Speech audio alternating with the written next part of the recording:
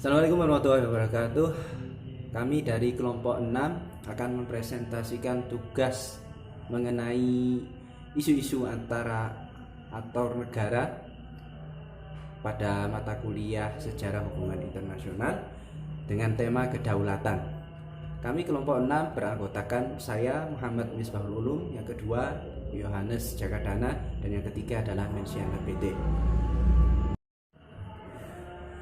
Berdasarkan isu yang kami ambil tentang kedaulatan, kami mendapatkan beberapa isu-isu antar negara sehubungan dengan kedaulatan. Yang pertama ada isu Laut Cina Selatan. Menurut Harry, hakim sivil berpendapat bahwa Amerika Serikat menanggapi isu sengketa di Laut Cina Selatan untuk melebarkan pengaruhnya di kawasan Indo-Pasifik. Manfaatnya AS melakukan itu untuk menandingi pengaruh Cina di kawasan tersebut yang semakin meluas di kawasan, utamanya kawasan Asia Tenggara.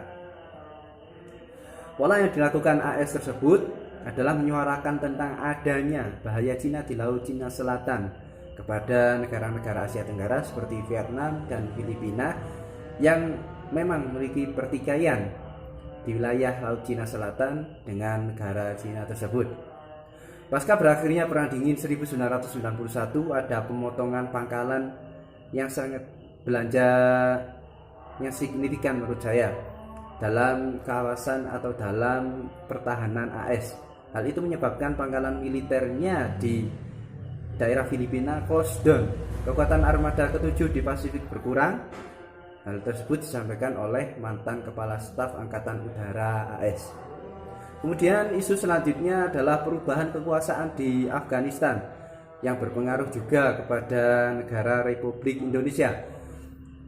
Di sisi lain, pertumbuhan ekonomi Cina dan India meningkat secara fantastis. Peningkatan pertumbuhan ekonomi itu diikuti pula oleh peningkatan anggaran pertahanan secara signifikan. Hal itu menandakan bahwa pengaruh Amerika di Indo-Pasifik semakin berkurang. Kemudian muncul isu sengketa Laut Cina Selatan. AS berupaya menggunakan isu tersebut untuk memperkuat pengaruhnya di kalangan negara-negara Asia Tenggara. AS berusaha memengaruhi negara-negara Indo-Pasifik bahwa ada ancaman di kawasan tersebut, yakni Cina, berupaya untuk mengimbangi melemahnya kekuatan militer mereka di kawasan. Tutur dari pendapat tersebut. Selamat sore, salam sejahtera untuk kita semua. Saya atas nama Mensiana BT dari kelompok 6 membahas materi bagian C tentang Hakim benahi Garuda tak cukup ganti manajemen. Yang pertama, menurut Harry, Amerika Serikat kembali mengkonsentrasikan diri untuk menandingi pengaruh Cina yang semakin meningkat di kawasan Indo-Pasifik akhir-akhir ini.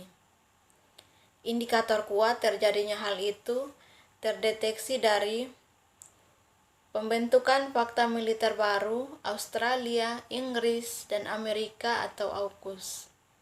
Peningkatan ketegangan akibat perebutan pengaruh Cina, AUKUS tersebut berpotensi mengganggu stabilitas politik dan keamanan regional di mana Indonesia termasuk di dalamnya. C.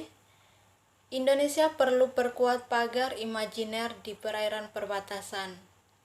Yang pertama, pemboman Pearl Harbor dan serangan teroris 9/11 atau 9 September membuat Amerika Serikat secara kalap melancarkan War on Terror atau WOT yang praktis gagal, khususnya di Afghanistan.